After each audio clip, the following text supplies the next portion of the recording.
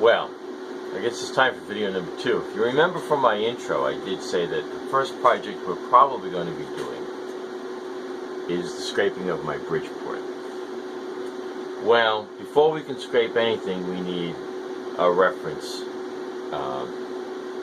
to gauge against whatever you're scraping.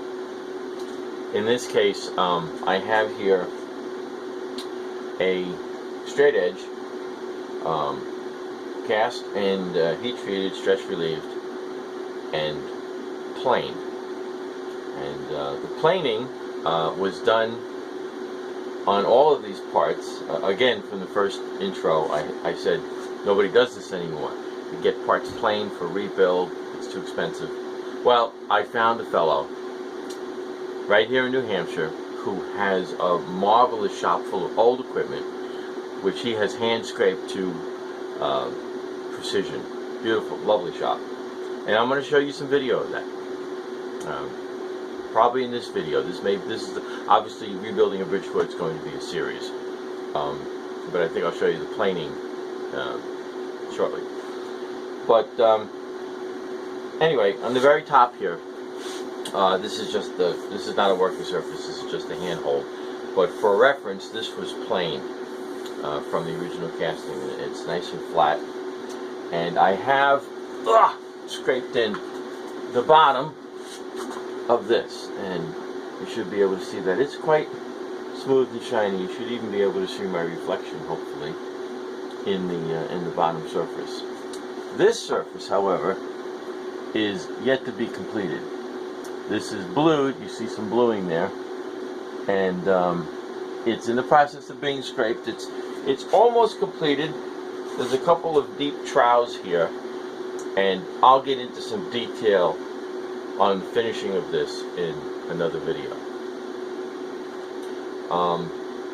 Let me show you some of the other parts that were planed, and then I'll show you the videos of them actually being planed about an hour west of here, and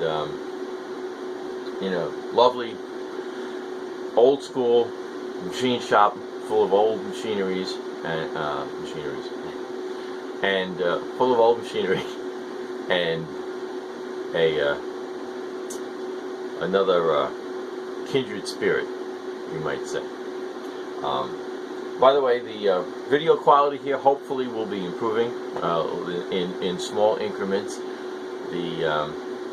If you come to this channel looking for the quality of editing and production that might be found on my colleagues to my left, your right. If you wish to see something along the lines of this old Tony or Click Spring or some of the others, you've come to the wrong place. That's not happening here. Not yet anyway. It's going to take a while, but we'll try to improve the quality. Alright, so moving on, let's go take a look at some of the other parts and pieces that are going to be going on this machine. This is the table of the Bridgeport. It has been planed on 7 surfaces: the top, both sides, and both the horizontal ways as well as the dovetails. And the reason being, it was not so much that it wasn't flat, but it was twisted. It had, from one corner to the opposite corner, it had, I think Rees said, about 16 thousandths of twist. And it's not the first one he's seen that was twisted. So that may or may not be a common thing for Bridgeports, we don't know. But the 2 that he's done, or 2 out of 3, had twist in them. But I'm going to try to get real close here and show you some of the quality of the planing. Just going to focus. There we go. So you can see it's a machine surface. You can see a little sheen in there in the strokes. You can also see that here on the try to hold the focus on the flat. There we go, on this flat surface, and it's pretty good, but it's not scraped.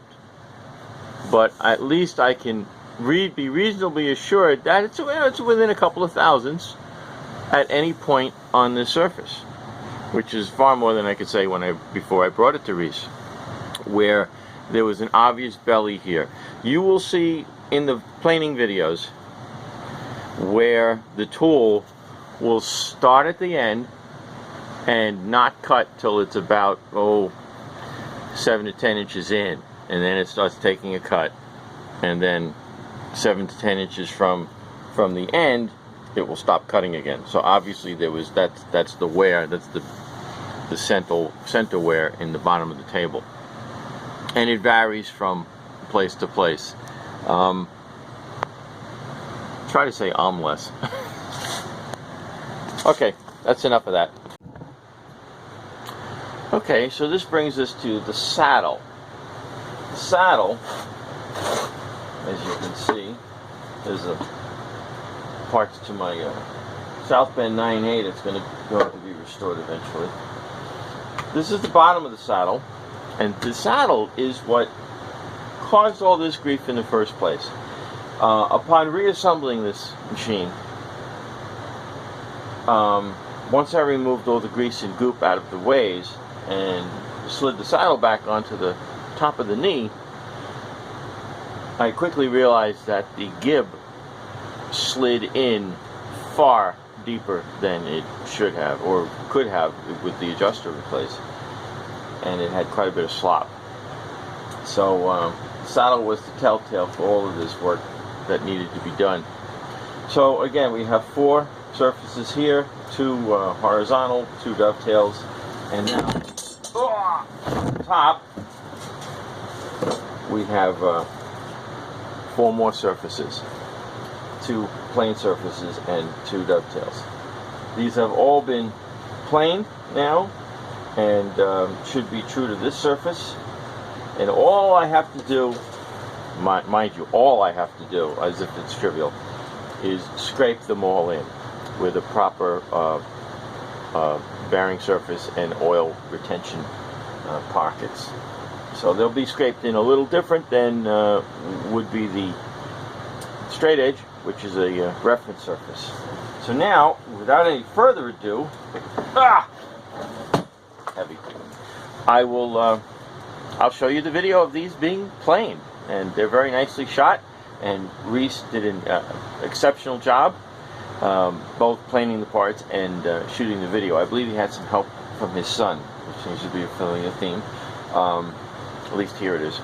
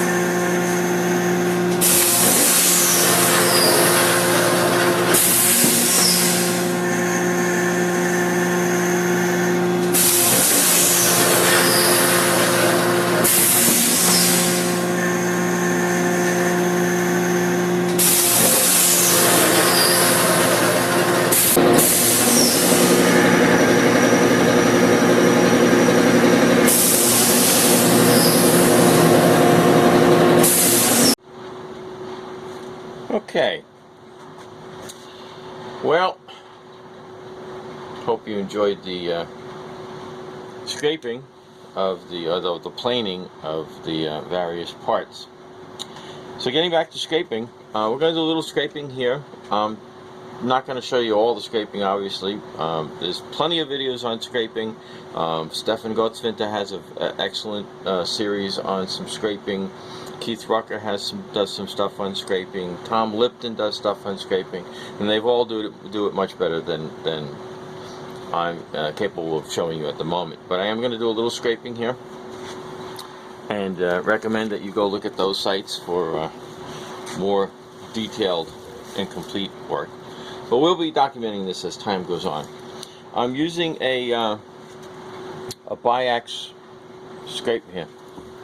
Get the money shot. See, biax, made in Switzerland, and there is another company, Renz, R-E-N-Z, that makes these scrapers. And anyway, I managed to pick this one up. It's the heavy duty version. It's a little heavy to work with, so I've made a strap to go around my shoulder. I'll back out. The camera's not very flexible, but anyway, let's do a little scraping. Enough talking.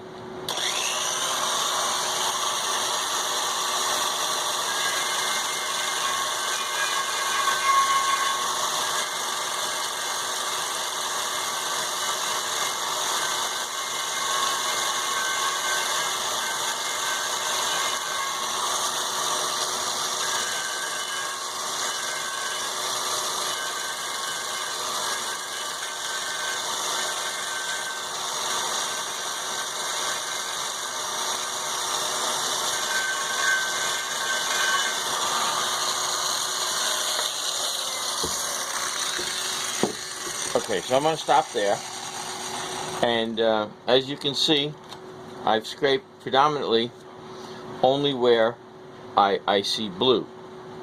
Those are the high spots. Now, I do have a rather pronounced trowel in through here, so this is going to require quite a bit more scraping on both sides of this trowel to bring it all down.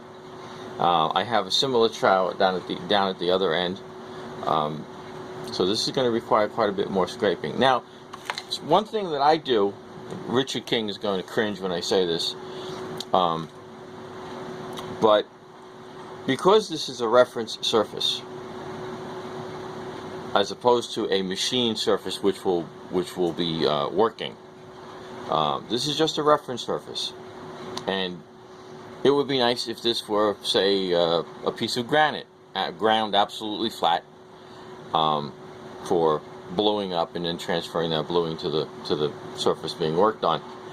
So in order to achieve something closer to that rather than a working scrape surface, what I do is when I'm done,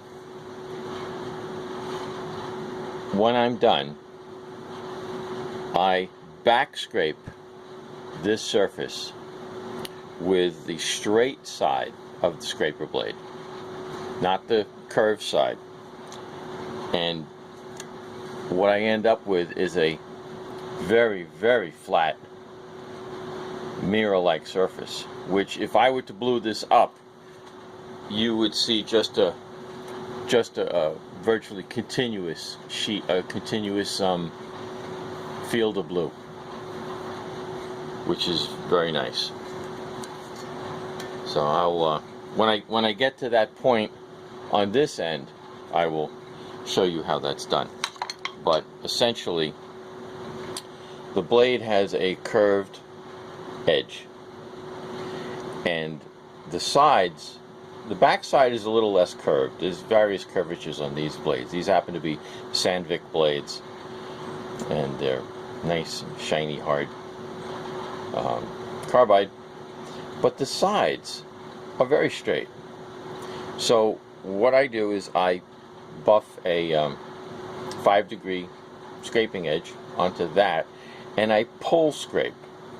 When I'm all done, I will pull scrape across this surface, so my 20 or 30 points per square inch become one flat surface. And it's really amazing to see. We'll shoot that. We'll certainly show you that when we get to that point.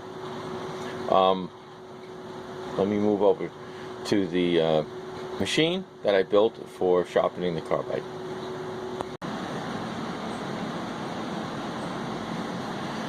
Okay, move some of this junk out of the way.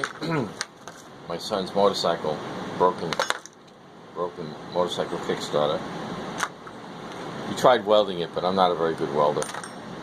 It broke again. This is a sharpener. I should have. Is a blade. These are diamond wheels. They're Chinesium. And they're not the half-inch thick that you'd find in a Glendo. But the company Glendo, I think it's AccuSharp or AccuHone. Anyway, Glendo, Glendo, makes sharpeners for sharpening carbide, which are quite nice. I still don't have a carbide here. Walk across the shop. I'm going to give you the impression that I have this vast, spacious shop with lots of room, and that's not the case. Everything's pretty much within arm's reach, and if you have a waistline bigger than 40 inches, you gotta walk sideways. So here's the carbide. And we'd like to sharpen this at 5 degrees. I achieved that with a little spacing wheel here. This is made out of some optical instrumentation that got taken apart and repurposed. This is just an old gearhead motor, and turns at about 45 RPM. I think I can turn it. No, looks like somebody's unplugged it. Let me find my power cord here.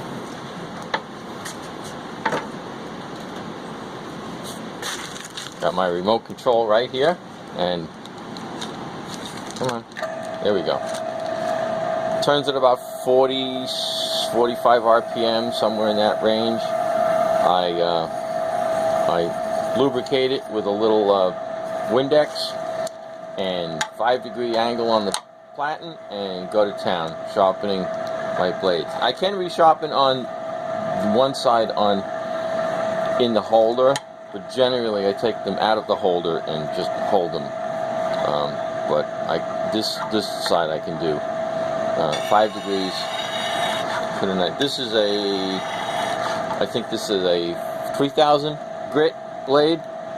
Puts a nice edge on there. You can feel it with your nail. It catches, and that's what you need for scraping. I scrape it all the blades in, and I guess I could use this for any carbide tool in the shop.